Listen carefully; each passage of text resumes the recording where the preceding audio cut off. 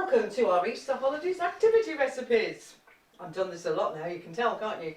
I'm Liz Williams and I'm a director of Reach CIC and the coordinator of REST, which is Ready to Eat Stronger Together.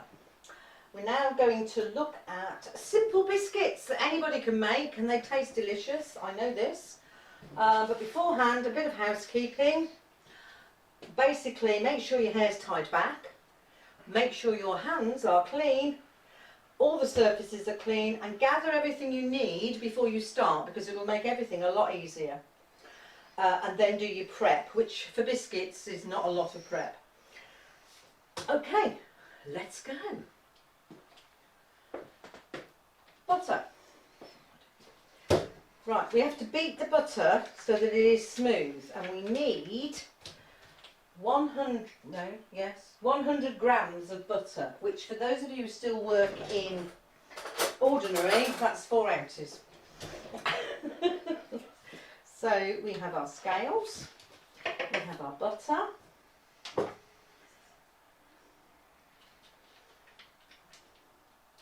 and we have 100 grams of the acquired stuff. So we've done the butter, and what we're now going to do is take our wooden spoon and we are going to beat it, so make sure it's been out of the fridge a while, because what you want to do is this, so it actually starts to get more liquid. You don't need to melt it, but you just need to make sure that it's creamy rather than a solid block, yeah? So, once we've done that, I've got clever scales that I can zero, she says.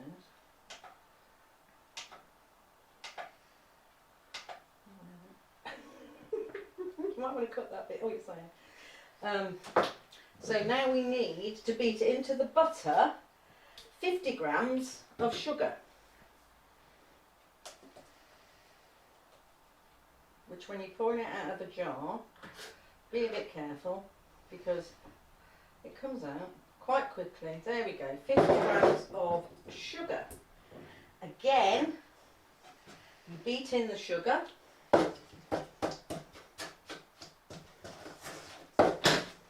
All standard stuff, there's nothing sharp, you don't need special equipment, you just need a wrist, or get the kids to do it and then it won't hurt so much. So you've beaten in all the sugar, because remember these are biscuits, it's not a sponge, so you don't want it to rise massively, so you just want to make sure everything is incorporated properly. And then finally, we need 150 grams of self-raising flour, which is 5 ounces. So gradually beat this in, because it will, if you try and put it all in at once, not only will you have flour everywhere, it'll be almost impossible to mix it in. So as you can see, mix one lot in.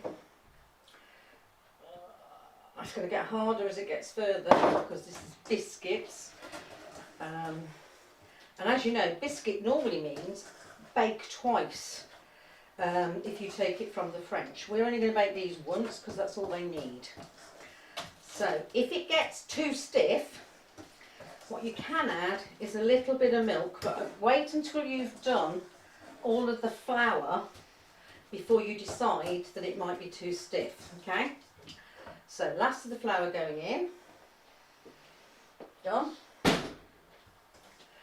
Didn't need the big mixing bowl because it'll all fit in this one. And then you just literally have to keep going until everything is one ball of dough. And it will happen, it's going to happen because I'm giving it some welly here to get it mixed in. Because that's what you're looking for, is a dough, so that you can form it into balls. So I'm just going to finish getting the last bit of flour in, And then I'm going to bring it together with my hands, because at some point you always have to put your hands in. So that one, you make sure you've cleaned your wooden spoon of all your ingredients, because that could be a whole biscuit. And then you just work it gently with your hands, bring it together as a dough. Can you see it's all coming together now? So I didn't need any more fluid. And if I had put more fluid in, it would have been a very, very runny mix. So then what we're going to do is, I have pre-greased with some butter a baking tray, and the oven has been put up to gas mark 4, which is, hang on, let me tell you in a minute, 180C. If you've got a fan oven, you know you have to take a percentage off.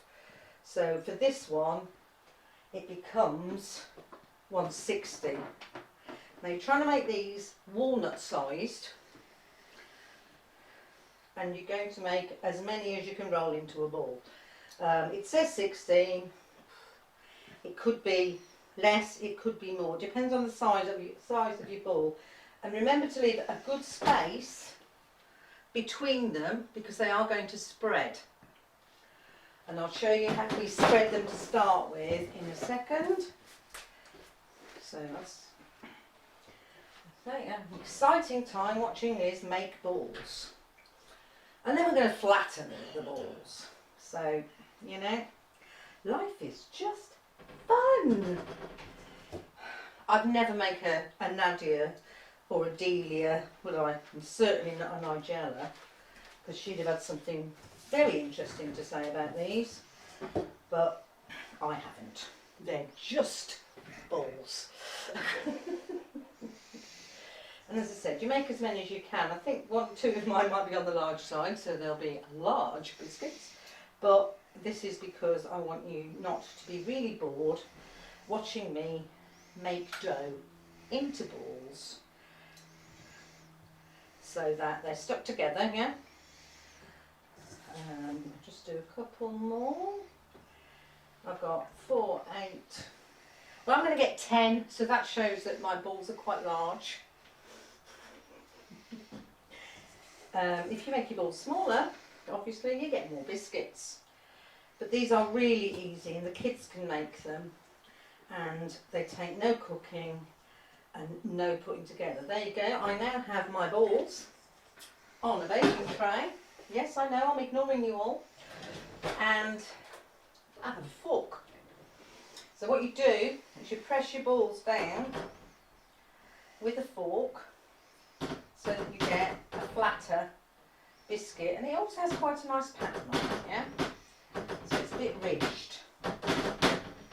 You don't have to go mad, and they don't have to be perfectly round. You just want to make sure that they are pressed down. There you go, that one's a bit short, but that doesn't matter. And then they go into the oven for 15 to 20 minutes. Check them after 15, because they do cook quite quickly. Excuse me.